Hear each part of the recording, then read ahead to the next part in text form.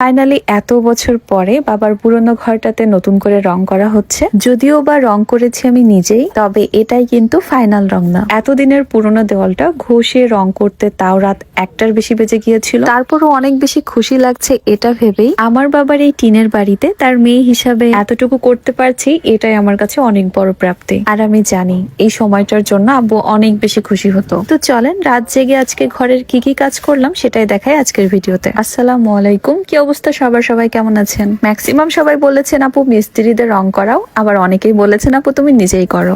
তবে দেওয়াল ঘষা থেকে শুরু করে প্রথম কোট রং করাটা আজকে আমি নিজেই করব। ওই যে কাজ আমি ঠিকই করি, তবে একটা কাজ বারবার করা লাগে আমার এই পাকনামির কারণে। তবে দেখা যাক না কি হয়। সব থেকে বেশি কষ্টের কাজ হচ্ছে সিরিজ কাগজ দিয়ে এই দেওয়ালের রংগুলো ঘষা। কষ্ট তো আছেই, তার সাথে ধুলা ময়লা অনেক বেশি খেতে হয়। দেখেন সারাদিন কাজ করার পরেও আমার এনার্জির কিন্তু কোনো কমতি নেই। কারণ কি জানেন, রং করা হচ্ছে আমার পছন্দের কাজগুলোর মধ্যে একটা কাজ। এই জায়গাগুলোতে অনেক আগের পাইপ টেনে কারেন্টের লাইন করা ছিল, তো সেগুলো সবই খুলে ফেলেছি। আর এগুলো হচ্ছে অনেক আগের কাঠের তৈরি রয়্যাল প্লাগ। বোঝেন তাহলে কাঠের রয়্যাল প্লাগ ইউজ করা, তাহলে এটা কত আগের ঘর। আর এখন সবকিছুই কত আপডেট হয়েছে। এই যেমন ছোটকালে আমরা কত কষ্ট করে লেখাপড়া করেছি, তবে এখন বই থেকে শুরু করে পড়াশোনার পদ্ধতিও কতটা আপডেট হয়েছে। এখনকার বাচ্চারাও তো মোবাইলেই বেশি আসক্ত, তবে এখন থেকে মোবাইলে আসক্ত না হয়ে বইয়ের প্রতি আসক্ত হবে। প্রথমে রয়েছে একটা ইন্টেলিজেন্স বুক, যে বইটা কথা বলে। একটা বইয়ের মধ্যে বাংলা, ইংরেজি, অঙ্ক, আরবি সহ অনেক কবিতা এবং বিভিন্ন ধরনের ফিচার্স রয়েছে। ওই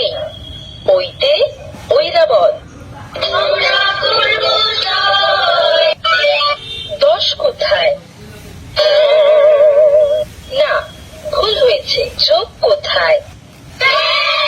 শাবাশ, সঠিক হয়েছে। তাছাড়া বইটার সাথে একটা কলম আছে, যেটার সাহায্যে লেখা কিংবা মোছা যাবে খুব সহজে। তবে তাদের পেজে এই বইটার একটা আপডেট ভার্সনও আছে। আরেকটা জিনিস হলো এলসিডি রাইটিং ট্যাব। যদিও বা ছোটকালে এগুলোকে আমরা সিলেট বলতাম, তখন তো আর এগুলো পাইনি, চক দিয়ে লিখতাম সিলেটের উপর। তবে এই রাইটিং ট্যাবে যা ইচ্ছা তাই লেখা যাবে, আর ডিলিট বাটনে চাপ দিলে সেটা মুছে যাবে। আর এই ম্যাজিক ওয়াটার বুকটাও পাবেন সাথে। এই বইয়ে অদৃশ্যমান কিছু ছবি আছে, আর এই কলমের মধ্যে পানি ঢুকিয়ে বইয়ে আঁকলে ছবিগুলো দৃশ্যমান হবে। আর এই প্রত্যেকটি প্রোডাক্ট আপনারা পেয়ে যাবেন মাল্টিপণ্য ফেসবুক পেজ থেকে। যারা নিতে চান তাদের পেজটা আমার ডেসক্রিপশন বক্সে মেনশন করা আছে, সেখান থেকে অর্ডার করতে পারবেন। তো চলেন আবারও কাজে ফেরত চলে আসা যাক। আর এখন হচ্ছে আমি ঘরে রং করব।